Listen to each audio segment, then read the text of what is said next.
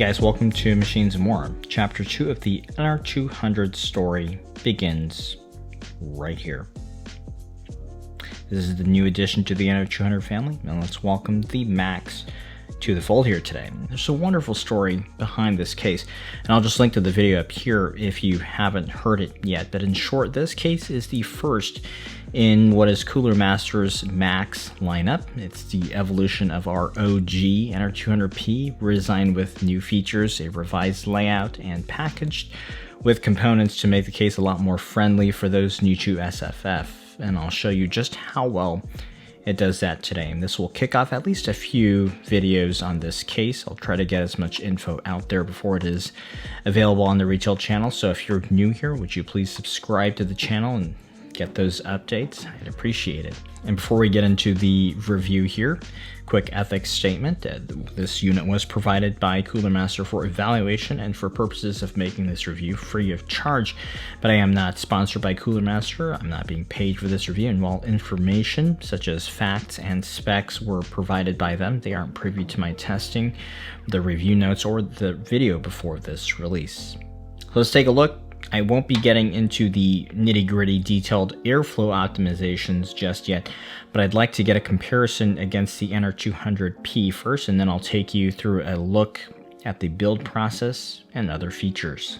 The Max package includes the Max case with vented panel installed, 280mm Cooler Master AIO with 2-year warranty, the V850 SFX power supply with a 10-year warranty, tempered glass side panel, and inside the accessory box a PCIe 4.0 riser cable, the AC power cable that'll connect to the wall, Molex power PSU cable, and an assortment of hardware for your cooler, as well as the case, such as for drive mounting and a standoff to screwdriver adapter.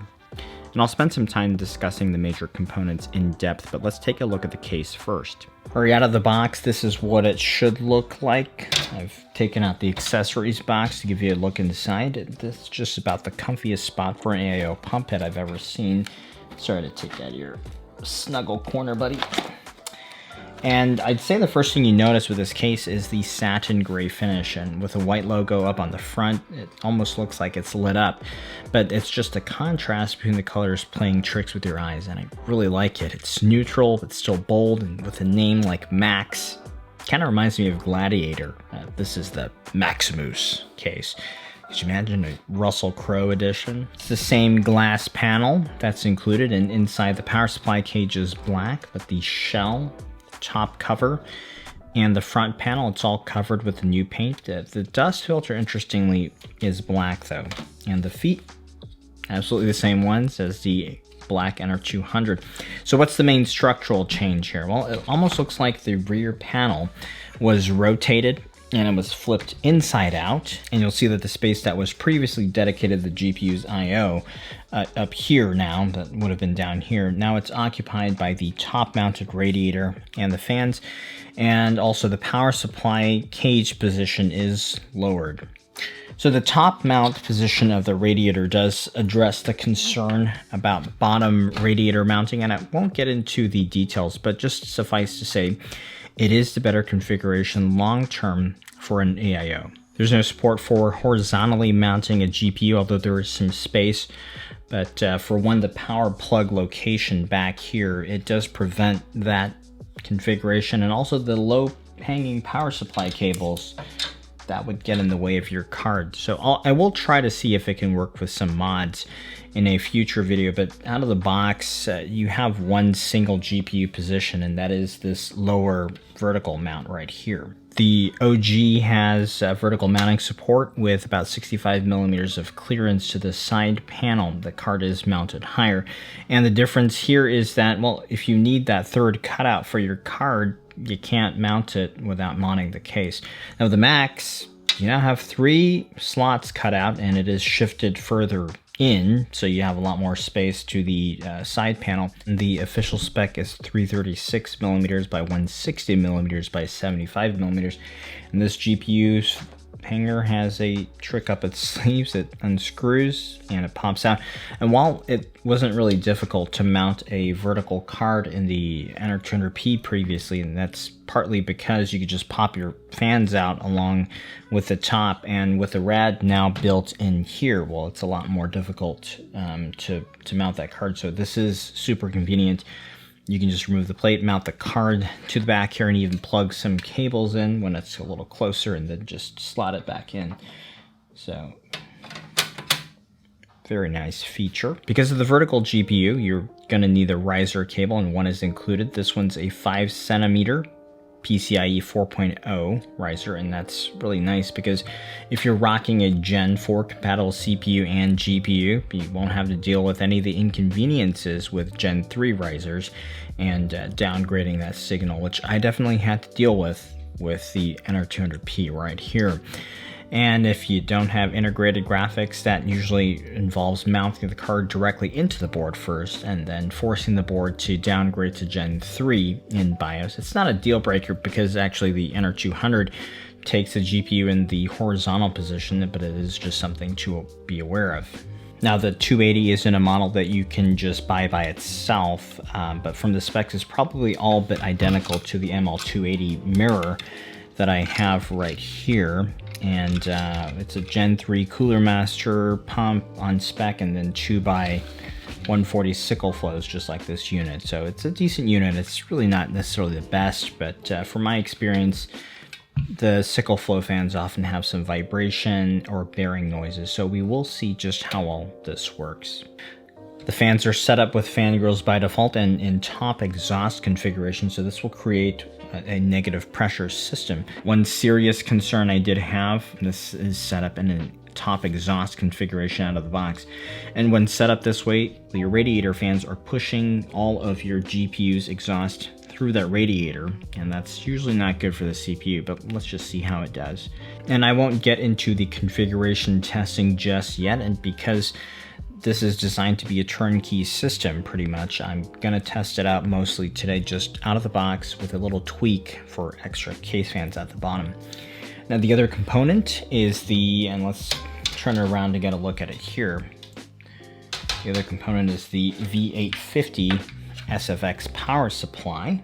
This 80 plus gold power supply is the revised unit with the electrical change, which means once it's warmed up, the fan will run continuously, but at a low level until a higher load. And so it no longer has that catch-up spike, which clears excess heat, and that sound can be annoying to some people. 850 watts will be good enough for most setups right now. You don't need 1,000 watts just yet, and it's totally fine to have excess capacity even if you don't use it. In fact, from an efficiency standpoint, loads of around 50% are ideal, and that's almost exactly where the initial build components will land in terms of the power draw today.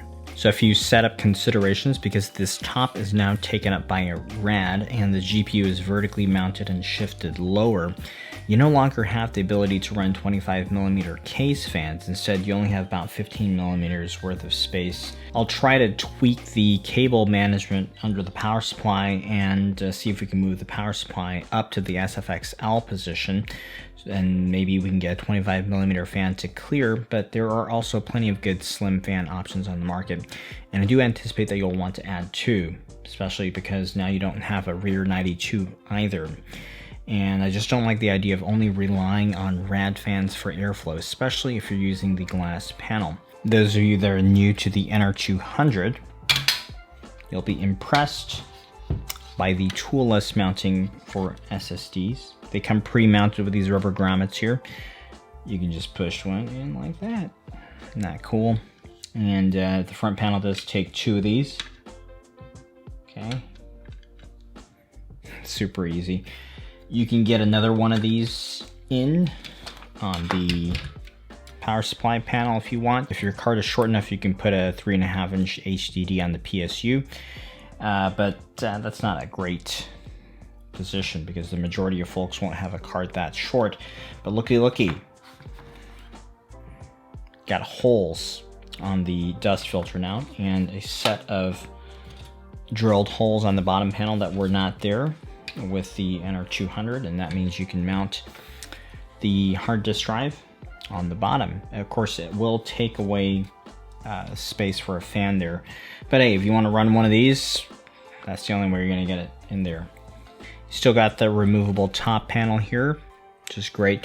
You don't have fan mounting grommets, but you don't need them anyway because you can't mount them with the rad here. But some of you might wonder why there's a dust filter on the top panel when this is configured as an exhaust. And for one, this is a carryover design from the NR200, and that just allows you the versatility of being able to do whatever you want. Now, I don't know necessarily if exhaust is the best configuration just yet. We'll find out soon, but the filter is nice to have because what if you want to run it as an intake?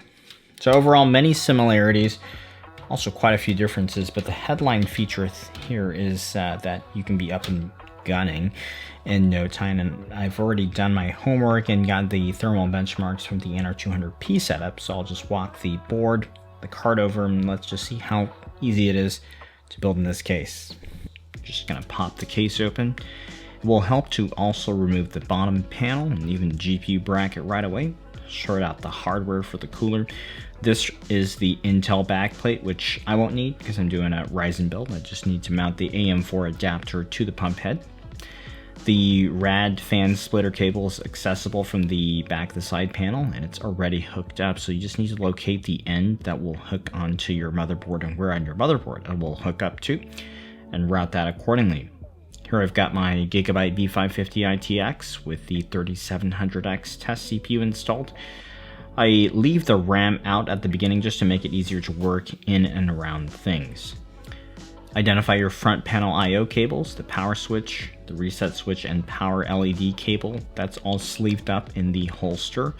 So just connect that up to your board. Connect your audio connector for the front panel, the USB 3.0 connector, and then connect the CPU EPS cable and the 24-pin ATX. You can put then the board in place now and then screw it down. It's just easier to hook up cables first because it's tight in SFF builds. And I did a little preliminary cable management, and yeah, these longer tubes are really nice, and even the AIO tubes securing under the PSU is a great configuration.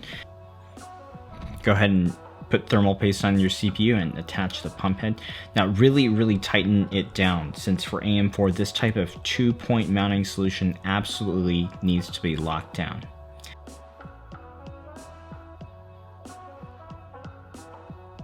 Pick up the graphics card bracket and take out the slot covers you need, and make sure you slot the card's hangers in that bracket and just tighten down the card. You might have to readjust it later, but you can pop the riser cable onto the card, take the cover off, then you can slot that riser cable in tightly. The Cooler Master SFX cables are 16 gauge cables versus the typical 18 gauge. So even with something like this RTX 3080, I've always felt comfortable just using both ends on a single cable with these guys. Not the same story with competing PSUs, so be careful if you do switch PSUs. But overall, less cables make for a cleaner build, so I'm just going to do that and pop in the NVIDIA 12-pin. Let's route the cable a little bit nicely, screw the bracket in, close it all up. It's party time.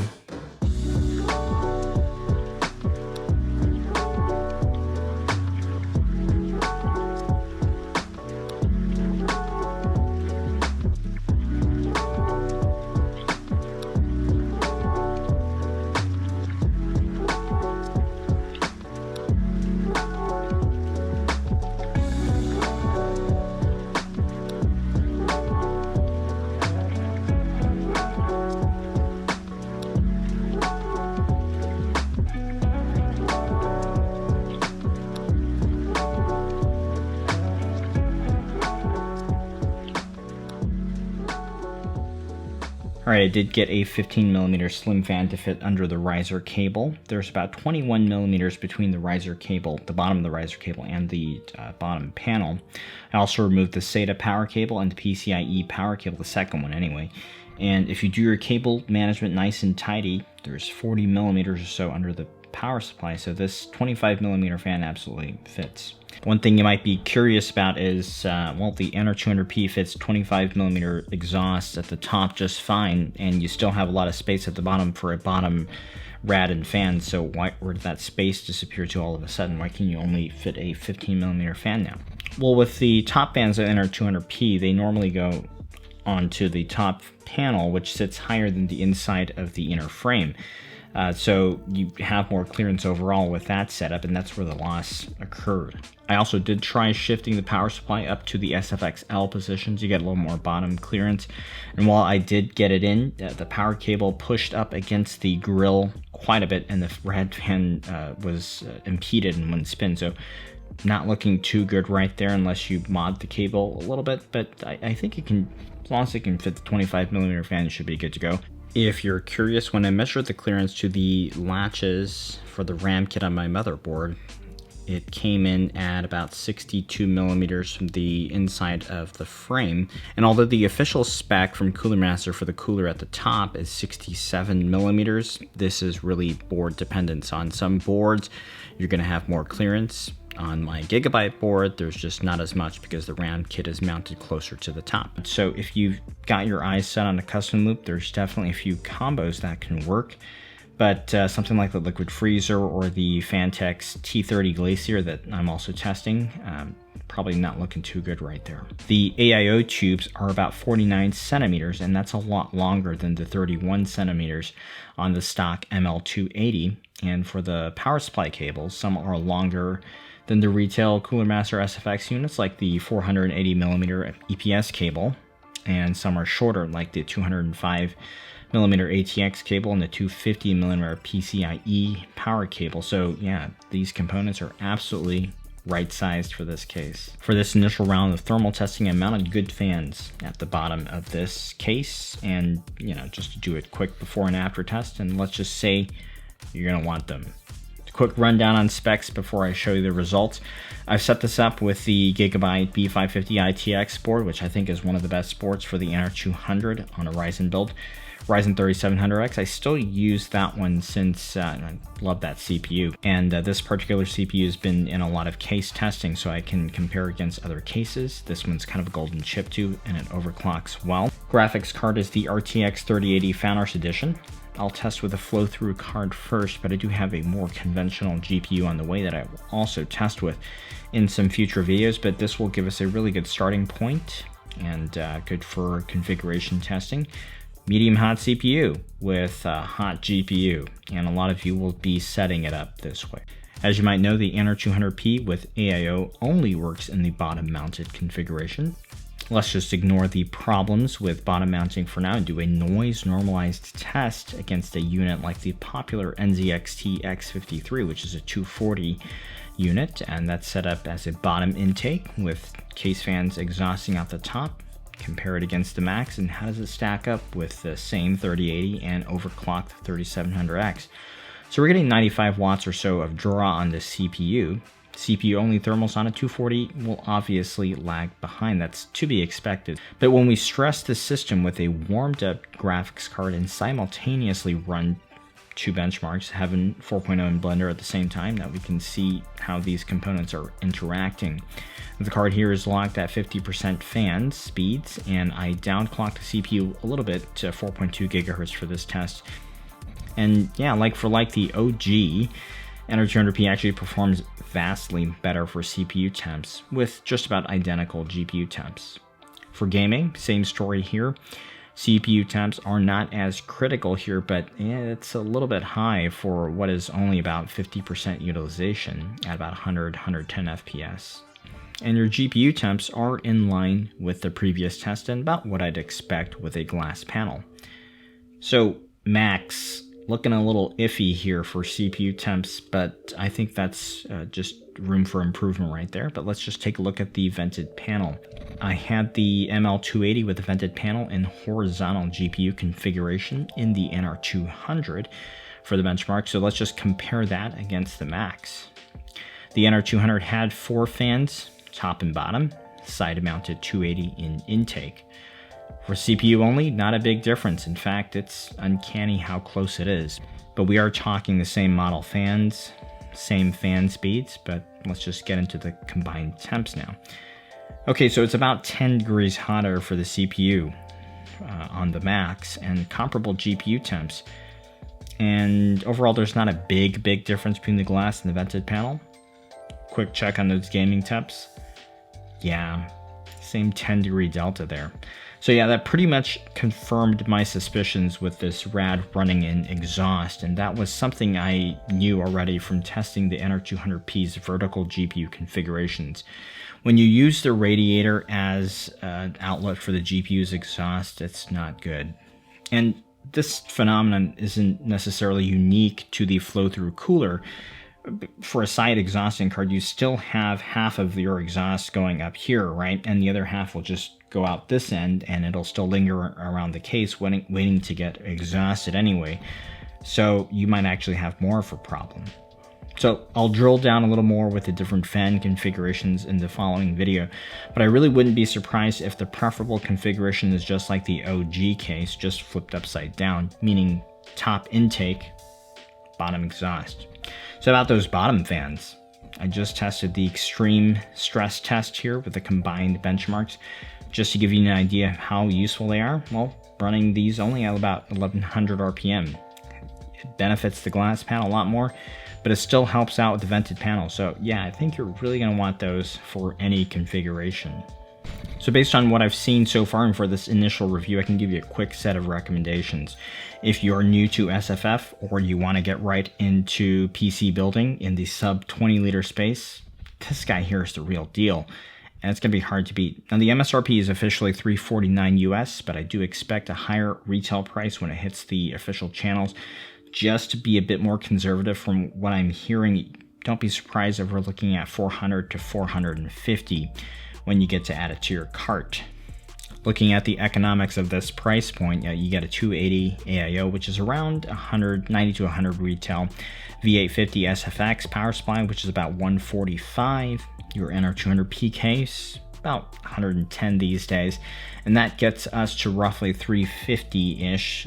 You don't get into case fans, but here's the kicker, right? This PCIe 4.0 riser cable.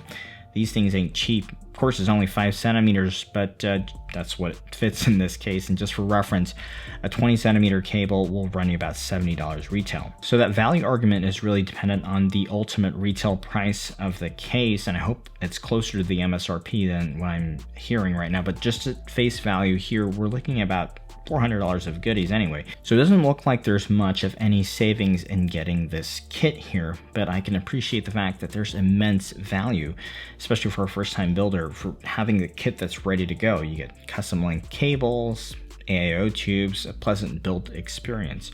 Now, if you're a dyed-in-the-wool SFF enthusiast, or if you have parts you prefer already, heck, maybe you already have an NR200 or an NR200P. Should you get this case?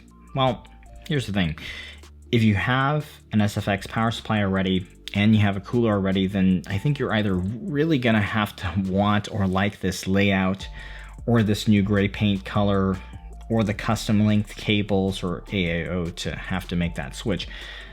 For me, the NR200P is like the sandbox game, right? You have quite a lot of freedom in terms of configurations, but with the Max, not only are you now limited to this cooler, power supply here, and probably the more critical thing you can't change is that you're limited in terms of how you cool the case. From what I'm seeing so far, at best, the thermals are going to be more of a side grade. You also don't have any meaningful air cooling option here if that's your jam.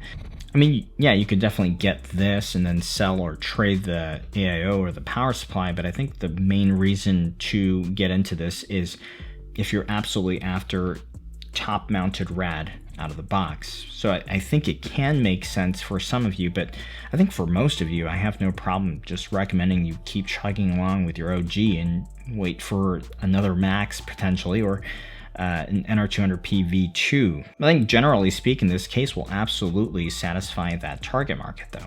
If you're new to SFF, this is a fabulous choice. Some might argue that, well, this is not really PC building since you didn't put the rad in place, you didn't put the cables or the power supply. But hey, remember, first time SFF builders, and you know, I can appreciate whatever it takes to make that first build feel a little bit less like open heart surgery. And even then, I think that for a first time builder to carefully build this thing out, it still may take upwards of an hour.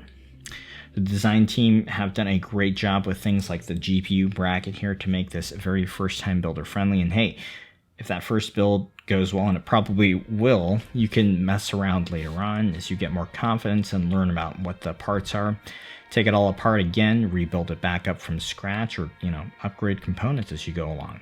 You still get all the creature comforts that make the NR200 such a pleasure to build and maintain, like the toolless panels, magnetic dust filters, and the drive mounting, of course. As you might be aware, there are delays in our supply chain all around, so retail availability is a big question mark right now. Based on my conversation with Cooler Master, it sounds closer to mid-November if we're conservative, but they are going to be taking pre-orders a few weeks before stock. It looks like it's going to hit the shelves, so hope you guys look for that. All right, time to check in on some comments from our last video. Kolzak asks if the radiator brackets on the Max can be used on the NR200P. Yeah, thanks for your question, and that's a great one. The answer is yes. I took them off.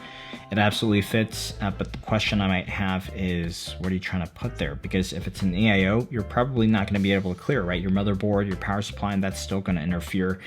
And just because you can fit it on the top now doesn't mean necessarily that you're going to be able to put it there. In fact, you're probably not going to be able to.